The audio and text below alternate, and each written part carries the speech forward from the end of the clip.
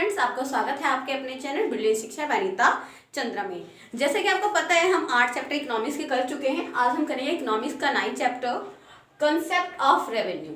ठीक है, ये जो रेवेन्यू चैप्टर है ये आपके लिए बिल्कुल नवा है। आपने वर्ड शायद ही कभी सुना होगा, अगर इकोनॉमिक्स के स्टूडेंट हो तो आपने पहले से सुना होगा, लेकिन ये हमारा रेवेन्यू क्या है हम इसमें ये समझेंगे। फिर वही चीजें हैं जैसे हमने कॉस्ट में करा था कि टोटल रेवेन्यू क्या होता है, मार्जिन रेवेन्यू क्या होता है और हमारे पास एवरेज रेवेन्यू क्या होता है। तो सबसे पहले बात करेंगे हम, हिंदी में संप्राप्ति बोलते हैं, आय की अवधारणा। ठीक है, और ये हमारा क्या है, व्हाट इज अ रेवेन्यू। तो सबसे पहले हम बात करते हैं कि रेवेन्यू होता क्या है। तो देखो एक एग्जाम्पल के साथ समझते हैं। जैसे मेरी एक फैक्ट्री है, ठीक है, मैंने फैक्ट्री में टिफिन बॉक्स बना रही हूँ। ठीक है, टिफिन बॉक्स या बॉटल कुछ भी बना रहे हैं, एवरीथिंग। तो मैंने उस पर 1000 रुपये लगाए। ठीक है, कितने रुपए लगाए, 1000 रुपये लगाए बनाने पर।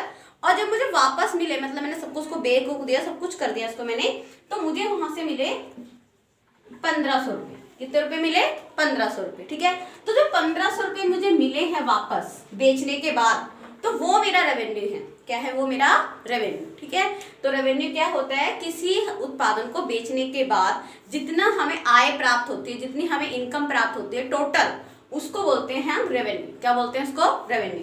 अब रेवेन्यू की जब बात करते हैं, अगर हमें उसे पता करें कि प्रॉफिट कैसे निकालना है, ठीक है, तो प्रॉफिट कैसे निकालते हैं हम, प्रॉफिट का फॉर्मूला रेवेन्यू माइनस कॉस्ट। अब देखो मेरे पास 1000 रुपये लगे थे, है ना, तो मैं क्या करूंगी, रेवेन्यू कितना आया मेरे पास 1500 और माइनस कॉस्ट, कॉस्ट कितनी लगी थी मेरी उसमें 1000 रुपये, तो मैं 1000 रुपये निकाल दूंगी उसमें से, कितना आएगा मेरे पास 500। तो 500 रुपये मुझे क्या हुआ है, प्रॉफिट। ठीक है, तो ये हमारा कंसेप्ट है किसका, रेवेन्यू का। और अगर रेवेन्यू निकालना है तो देखो यहाँ से प्रॉफिट निकालने का फॉर्मूला रेवेन्यू माइनस कॉस्ट है, तो रेवेन्यू निकालने का फॉर्मूला यहाँ से बन जाएगा पी माइनस में जाकर प्लस, तो ये हमारा हो गया रेवेन्यू निकालने। ठीक है, अब इसमें हम बात करेंगे टोटल रेवेन्यू क्या है, मार्जिन रेवेन्यू क्या है और एवरेज रेवेन्यू क्या है। कुल संप्राप्ति, मार्जिनल को बोलते हैं हमारे पास मार्जिन रेवेन्यू, और हमारे पास औसत रेवेन्यू। ठीक है, चलो आगे नेक्स्ट करते हैं। चलो नेक्स्ट स्टार्ट करते हैं हमारे पास टोटल रेवेन्यू। ये आपको छोटे छोटे कंसेप्ट है जो आपको समझने इंपॉर्टेंट है, क्योंकि पेपर में हमें क्या आती है, पूरा टेबल बना हुआ आता है, उसमें हमें फिल करने होते हैं वो। ठीक है, कभी टीआर फिल करो, कभी एमआर फिल करो, कभी एआर फिल करो, तो आपको ये पता होना चाहिए। तो जैसे टोटल रेवेन्यू की बात करते हैं, तो टोटल रेवेन्यू हमारा कब निकलता है, टोटल मतलब हमारे पास जो है कुल संप्राप्ति कैसे निकलती है। जैसे हमने बात करी कि मेरे पास एक प्राइस है, मतलब एक वस्तु का जो प्राइस है वो 10 रुपये है और टोटल जो प्रोडक्शन हुआ था वो 20 है।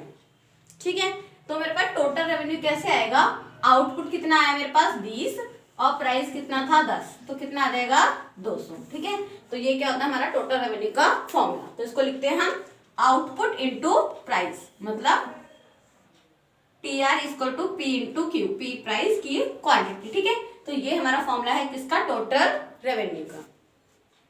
नेक्स्ट स्टार्ट करते हैं मार्जिनल रेवेन्यू, मतलब इसको क्या बोलते हैं, सीमांत संप्राप्ति। ठीक है, हिंदी में भी आपको पता होना चाहिए जो हिंदी मीडियम बच्चे हैं।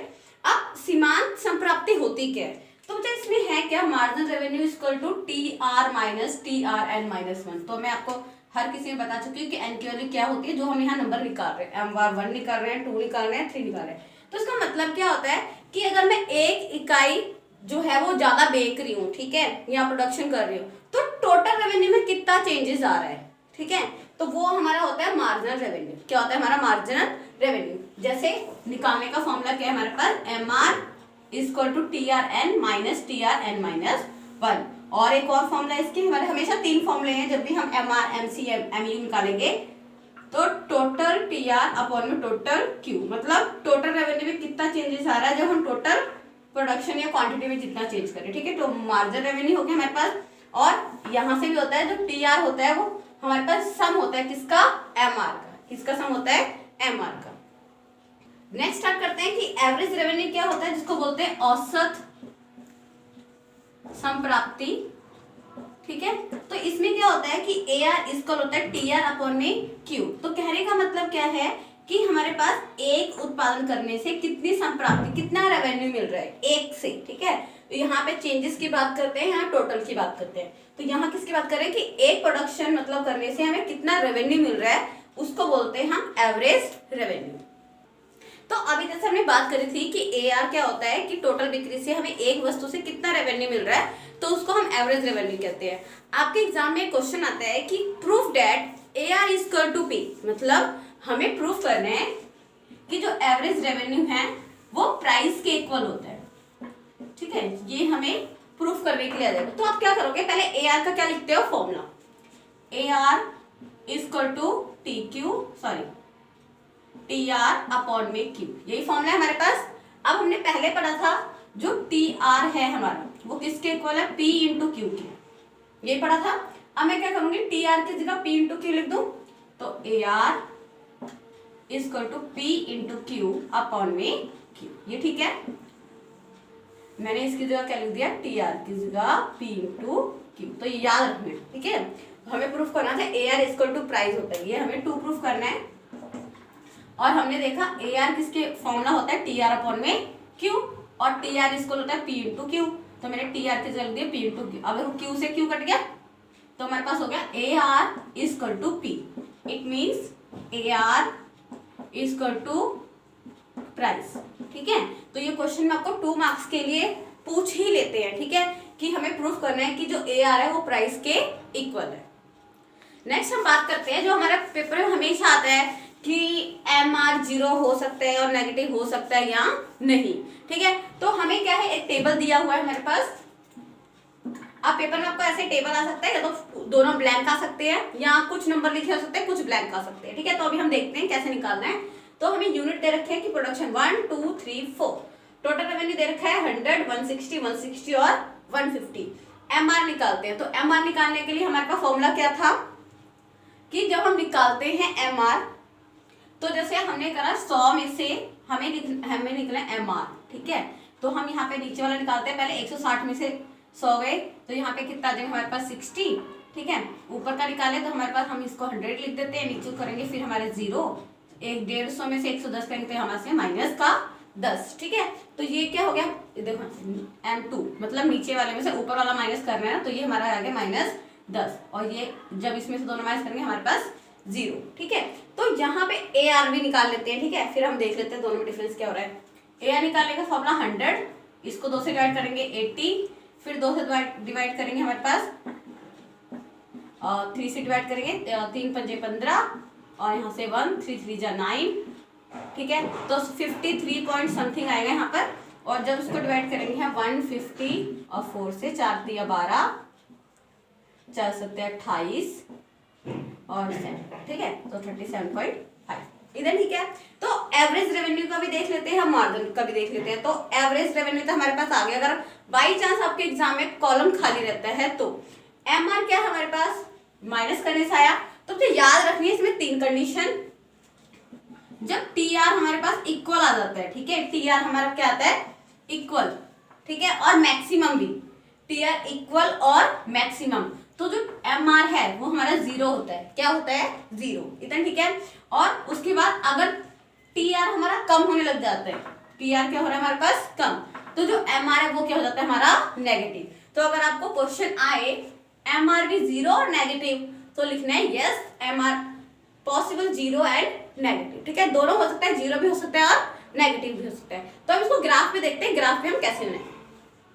तो जैसे हमने टेबल देखा, ठीक है, कि MR हमारा नेगेटिव भी हो सकता है और 0 भी हो सकता है, बट एक चीज याद रखना आप, जब हम इसको मतलब बोल रहे हैं, अगर आपको पेपर में आता है कि MR और TR में रिलेशन निकालो, तो वो दोनों कंसेप्ट करने हैं, और कभी कभी आपको ये भी आता है कि AR और MR में रिलेशन निकालो, ठीक है, तो हम ये दोनों करने की कोशिश करेंगे। तो जैसे हमने बोला कि TR बढ़ता है, ठीक है, तो MR हमारा पहले तो बढ़ रहा था, फिर क्या हो रखा था, कम। जैसे ही TR मैक्सिमम होता है यहाँ पे, ठीक है, तो इसके बिल्कुल सिधाई में आके हमारा MR भी क्या होता है, 0। जैसे हमारा वहां था 160 और 160, तो ये भी हमारे पास क्या आया था, हमारा यहाँ से 0 आ गया था, MR क्या आ गया था, 0। जब 150 आया था तो ये क्या आ गया था हमारा, नेगेटिव, ठीक है। तो याद रखना है, जब TR बढ़ रहा है तो MR क्या होता है, कम रेट से, मतलब कम हो रहा होता है। अगर TR स्थिर हो जाएगा तो हमारा MR भी स्थिर हो जाएगा, ठीक है। और अगर TR हमारा मैक्सिमम है, TR क्या है हमारा, मैक्सिमम है, तो जो MR है वो हमारा 0 हो जाएगा, क्या हो जाएगा, 0, क्योंकि मैक्सिमम पे आके क्या हो जाएगा, वो फिर घटना शुरू कर देगा, और जैसे ही टीआर कम रेट से बढ़ना शुरू कर देगा, मतलब घटना शुरू कर देगा, तो जो एमआर है वो हमारा क्या आ जाएगा, जीरो।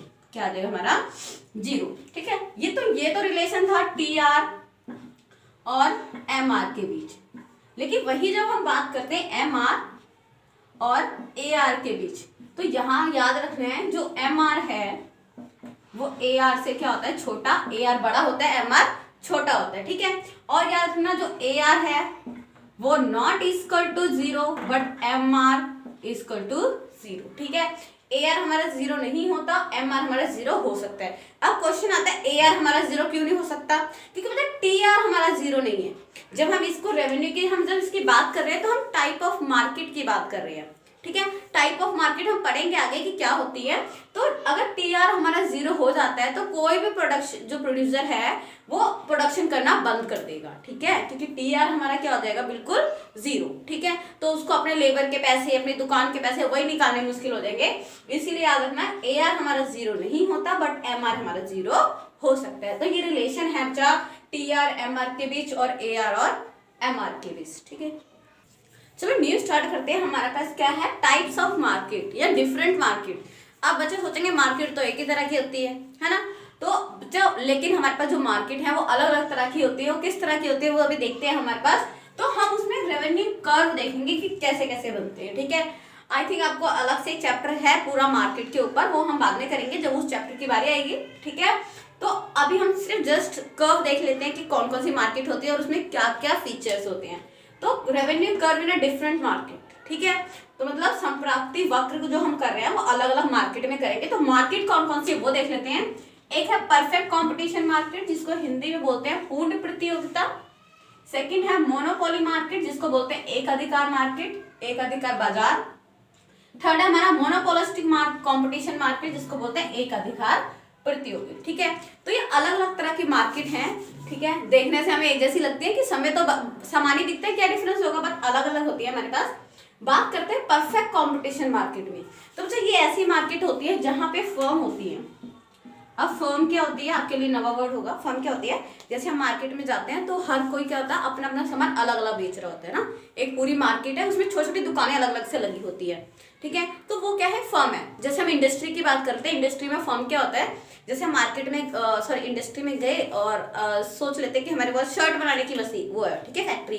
तो क्या होगा, कपड़ा कोई एक काट रहा होगा तो उसकी एक अलग फर्म हो गई, उसमें स्टिचिंग कोई और कर रहा होगा तो उसकी एक अलग फर्म हो गई, बटन कोई और लगा रहा है, उसको आयरन कोई और कर रहा है। ठीक है, उसको पैकिंग कोई और कर रहा है, उसको ब्रांड कोई और लगा रहा है। तो ये इंडस्ट्री के अंदर ही क्या है, फर्म है। तो जब हम परफेक्ट कंपटीशन मार्केट की बात कर रहे हैं तो वहां पे बच्चा जो फर्म होती है वो प्राइस टेकर होती है। याद रखना, प्राइस टेकर होती है, मतलब इनमें प्राइस पहले से फिक्स होते हैं और हर फर्म को उसी प्राइस पे अपना सामान बेचना पड़ता है। ठीक है, वो अपनी तरफ से प्राइस को ऊपर नीचे नहीं कर सकते हैं।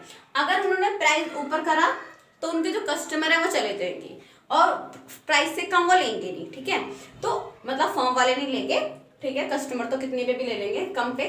ठीक है, तो फर्म में क्या होता है, प्राइस टेकर होता है। याद रखनी चीजें। तो इसके लिए हमारे पास क्या होता है, एमआर और एआर क्या होता है, दोनों इक्वल होते हैं। क्या होते हैं, एमआर और एआर इक्वल होते हैं। याद रखने कौन सा, परफेक्ट कंपटीशन मार्केट के लिए एमआर इक्वल टू एआर। ठीक है, तो इसको जब कर्व बनाते हैं हम, ये रेवेन्यू कर्व है हमारे पास, ये हमारे पास आउटपुट है। ठीक है, 1 2 3 4। तो इसमें क्या है, एमआर और एआर क्या है, दोनों इक्वल है। नेक्स्ट मार्केट की बात करते हैं, मोनोपोली मार्केट। ठीक है, जिसको एक अधिकार भी हम बोलते हैं। तो इसमें क्या होता है बच्चा, जो फर्म होती है वो प्राइस टेकर नहीं होती है, वो प्राइस मेकर होती है। अब प्राइस मेकर कब होती है, कि जब हम किसी चीज की दुकान पे जाते हैं तो हम क्या बोलते हैं, अंकल हम 4 चीजें ले लेंगे, अगर आप उसका प्राइस कम कर लो। ठीक है, या 10 चीजें लेंगे, प्राइस और कम कर लो। ठीक है, तो क्या होता है, जो मोनोपोली मार्केट में होता है, जो वो प्रोड्यूसर है वो ज्यादा वस्तु बेचने के लिए क्या करेगा, अपने प्राइस को कम करेगा। क्या करेगा, अपने प्राइस को कम, ताकि ज्यादा से ज्यादा लोग उस चीज को खरीद सके। ठीक है, तो इसमें ये होता है, याद रखना है, इसमें प्राइस मेकर होता है, प्राइस टेकर नहीं होता है। नेक्स्ट बात करते हैं, इसमें एआर बड़ा होता है एमआर से। ठीक है, एआर बड़ा होता है एमआर से। तो यहाँ पे जो कर्व बनता है वो क्या बनता है, और दाई टू बाय बनता है, तो सबको पता है, नीचे की तरफ बनते हैं दोनों कर्व हमारे। ठीक है, क्योंकि जब हमने तीसरा करा था तो कुछ ऐसे करा था। ठीक है, ये हमारा एम आर था, ये ए आर था और ये टी आर था। ठीक है, तो यहाँ पे भी हम दोनों नीचे को इस साइड बनाएंगे, तो जो ए आर है वो बड़ा होता है किससे, एम आर से। ठीक है, नेक्स्ट करते हैं मोनोपोलिस्टिक कंपटीशन। नेक्स्ट हम बात करते हैं मोनोपोलिस्टिक कंपटीशन मार्केट। इसमें क्या होता है, ए आर एम आर दोनों नीचे की तरफ होते हैं। ठीक है, बट जो ए आर होता है वो अधिक लोचशील होता है। ठीक है, अभी हमने जो पीछे करा था मोनोपोली, उसमें क्या था, थोड़े पास पास थे ए आर और एम आर, लेकिन इसमें क्या होता है, ए आर थोड़ा दूर होता है। क्या होता है, ए आर थोड़ा दूर होता है। तो उसको याद रखना है कि जो ए आर है, और वो होता वही है, ए आर बड़ा होता है एम आर से, लेकिन ए आर क्या होता है, ज्यादा लोचशील होता है, मतलब इलास्टिक होता है। ठीक है, तो इसमें ये डिफरेंस है।